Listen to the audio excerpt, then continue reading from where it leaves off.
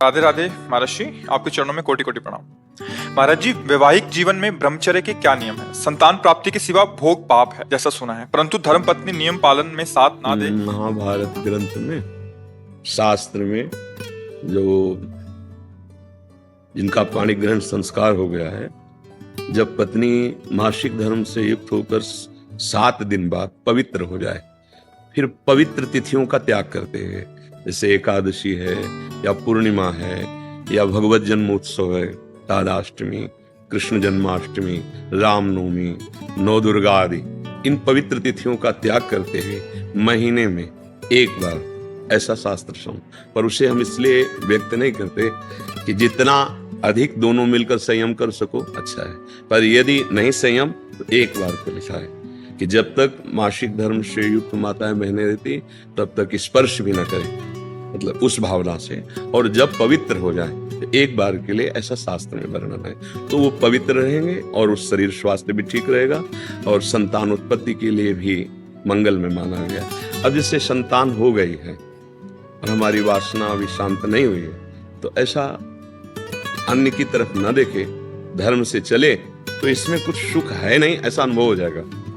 बहुत देखे, हम तो बिना पढ़े लिखे गांव के लोगों को देखा है कि 1-2 संतानें हो गई तो घर के बाहर लेटने लगे परिवार से, क्योंकि वास्तविक इसमें सुख नहीं है।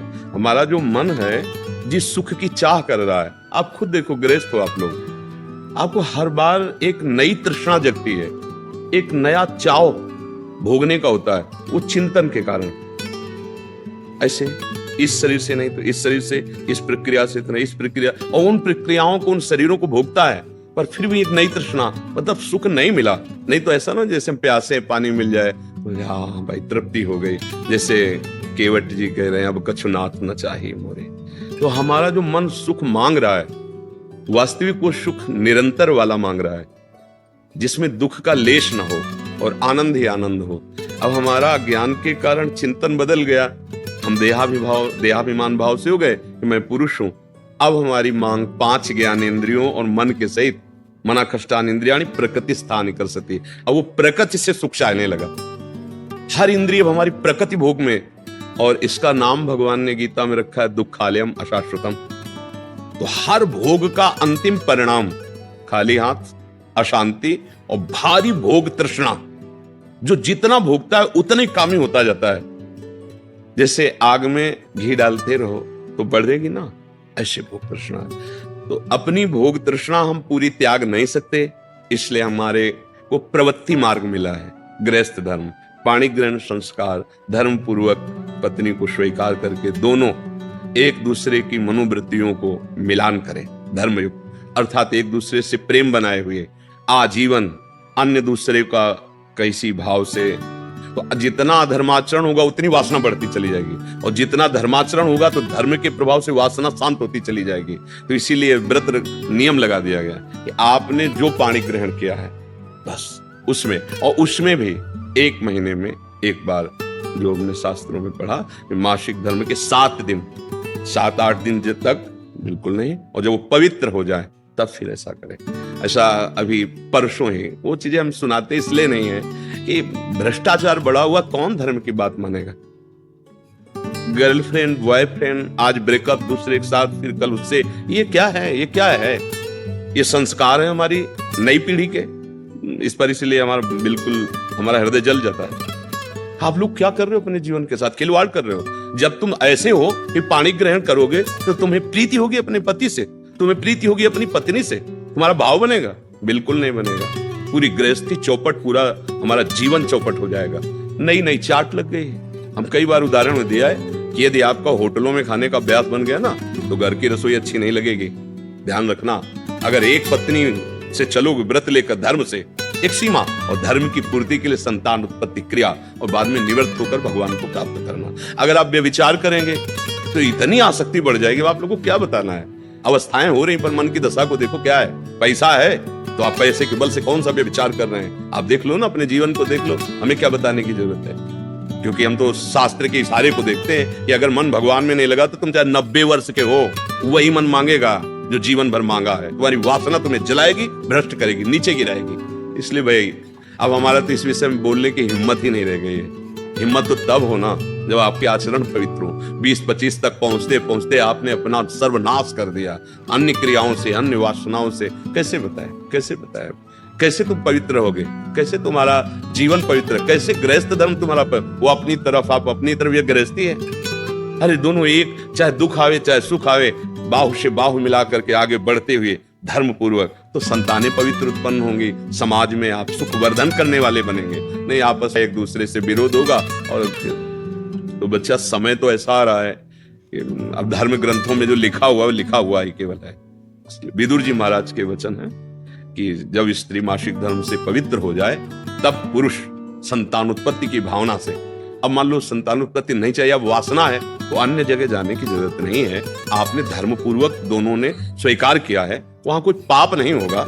अन्य जगह पाप हो जाएगा, अन्य जगह बुद्धि भ्रष्ट हो जाएगी। और अगर दोनों मिलकर धीरे धीरे इसके रहस्य को जान जाओ, किसमें सुख नहीं अंतराय बढ़ाते चले जाओ, तो दोनों महात्मा हो जाओगे, दोनों भगवत प्राप्ति के योग्य हो जाओगे। ऐसे चला है। देखो प्रीति में सुख है, प्रीति में सुख है। वास्तविक देखो, जब आपको किसी से प्रेम हो जाता है, वास्तविक, वो काम चीज अलग है, चेष्टा अलग है, काम चेष्टा, काम क्रिया, प्रीति।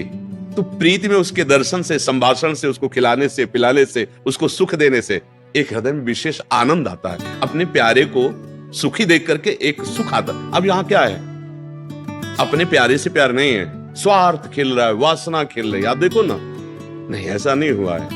अगर ऐसा भी हुआ है कि पाणी ग्रहण संस्कार हो गया, फिर पति के पैर टूट गए या किसी तरह, तो पूरे जीवन तन मन से वो उसको सहयोग किया है और लोकों पर विजय प्राप्त की, पुण्य लोकों पर विजय प्राप्त। अब क्या, आप स्वस्थ हो, आपके पास अगर उनकी मनोकामना पूर्ण करने लायक अर्थ नहीं तो वो आपकी नहीं, वो आपकी मनोकामना के विपरीत हो तो वो आपकी नहीं। ये कोई प्रेम है, ये कोई धर्म है, ये कोई बाजार की वस्तु है? आज का समाज, भगवान बचावे, हमारी मति गति के तो परे है, पर आप सब हमारे घर के हैं, आप हमारी आत्मा हैं, इसलिए हम सलाह देते हैं, जो हुआ सो हुआ, अब सुधार लो। ऐसे आचरणों से किसी को ना यहाँ शांति मिलेगी ना परलोक में शांति मिलेगी, बिल्कुल नहीं। ये सब अधर्माचरण है। धर्म पूर्वक चलोगे तो निश्चित जो एक योगी को परमात्मा मिलता है वही आपको मिल जाएगा, क्योंकि आपका मार्ग प्रवृत्ति मार्ग है। धर्म पूर्वक पाणी ग्रहण संस्कार करो, अतिथि सेवा, साधु सेवा, परिवार सेवा, समाज सेवा, देश सेवा करते हुए भगवत प्राप्त हो। दोनों की बात है, लक्ष्य दोनों का भगवत प्राप्ति, मंगल है, धर्म है। तो अपने अपने धर्म से चला जाए तो आज भी शांति है, विश्राम है। देखो, आपको केवल अपनी पत्नी से प्यार हो और उसको केवल आपसे प्यार हो। आप पूरा काम करके आए 10-12 घंटा बाद, जब घर आएंगे ना तो देखने मात्र से थकान मिट जाएगी। प्यार का एक व्यवहार, प्यार का एक वातावरण और संबंध नहीं, केवल आप देखने को पति पत्नी, तो जब थकित आएंगे तो आग तुम्हारे हृदय जल जाएगा। उसका अलग व्यवहार, उसका अलग व्यवहार, क्या जीवन। अब सोचो, प्रवृत्ति स्वीकार किया तो क्या जीवन। अब वो कैसे स्वीकार करे आपको, या आप उसे कैसे स्वीकार करें? आपके पास पैसा है, दसियों लोगों से आपका व्यवहार है, अब मानसिकताएं बदल रही हैं बहुत। इसलिए अगर मंगल चाहते हो यहाँ और वहां तो होश में हो जाओ, नहीं हर कर्म का फल आपको मिलेगा। तो देखते हो ना, जेल में आज जाकर जानकारी करो तो आधे से ज्यादा लोग इसी में बंद हैं। तो जब यहाँ की जेल कानून, तो आपको परमार्थ का जो अध्यात्म का है जो निर्णय है वो तो दंड मिलेगा ही। ऐसा नहीं है कि जो मनावे सो कर लो। इसलिए धर्म से चलो, नाम जप करो, पवित्र भोजन पाओ। और ये जरूर ध्यान रखो, अगर आप अपने माता पिता की सेवा नहीं की, जो घर में वयोवृद्ध जन है, जो अब वास्तविक उनको आपकी जरूरत है, तो आप कितना भी धन कमा लो कभी शांति प्राप्त नहीं कर सकते। जिसने अपने माता पिता को वृद्धावस्था में दुत्कार दिया, उनकी सेवा नहीं की, कोई भी हो, कहीं भी हो, उनकी जो पोषण वृत्ति तुम्हारे प्रति, वो तो कभी साथ देगी नहीं। चाहे जितना वो कष्ट में, वो यही चाहेंगे मेरे बच्चा और बहुत सुखी रहें। लेकिन सिस्टम, जो विधान है, वो आपको चैन नहीं लेने देगा। आपके बच्चों के ऐसे आचरण आगे होंगे कि आप जिंदा जलोगे हृदय में देख देख कर और अशांत रहोगे। बहुत धर्म से चलो, माता पिता साक्षात भगवान है। कैसा प्यार दिया है यार, मेहनत करके एक एक पैसा जोड़कर ट्यूशन पढ़ाया, पढ़ा लिखा, अब नौकरी मिल गई, और वो जो पूरा जीवन आपके लिए, अब वो आपको खटकने लगे हैं। नहीं, नया ब्याह किया, देश विदेश घूम रहे हो, उनको पानी की जरूरत है, खवाने पियाने की जरूरत, छोड़, कभी शांति नहीं मिलेगी। माता पिता की सेवा, हाँ धन कमाओ, खूब कमाओ, पढ़े लिखे हो, धर्म पूर्वक, पर नियम ले लो। अगर ब्याह ना हो तो ब्रह्मचर्य रहो, किसी को स्वीकार करो। भोग वासना है तो ब्याह स्वीकार करो, और जिसको स्वीकार करो फिर अगर वो विपरीत भावना से निकल जाती है तो राधा राधा राधा तेरा मार्ग लग, मतलब मेरे भाग्य में विषय सुख नहीं है, अब मैं निश्चिंत होकर अपने माता पिता की सेवा करूंगा, जैसे भी बनेगा जीवन निर्वाह करूंगा, असत आचरण नहीं करूंगा। अगर फिर कहीं संयोग बन जाता है तो फिर उसे धर्म से स्वीकार कर लो, चलो कलयुग है, फिर स्वीकार। अधर्म आचरण नहीं, व्यभिचार फिर भी नहीं, क्योंकि वो तुम्हारी दुर्गति कर देगा। व्यभिचारी को कभी शुभ गति नहीं होती। और आज शौक है इस बात का, ये नरक की सर्टिफिकेट है। भगवान बोल रहे हैं त्रिविधम नरकस्येदम द्वारम नाशन मात्मना कामः क्रोधा तथा लोभा तस्मात् देत्यन्ते। काम क्रोध लोभ ये नरक की सर्टिफिकेट है। अगर अधर्म पूर्वक इनका भोग करोगे, जैसे आप अपनी पत्नी से, तो ये धर्म है।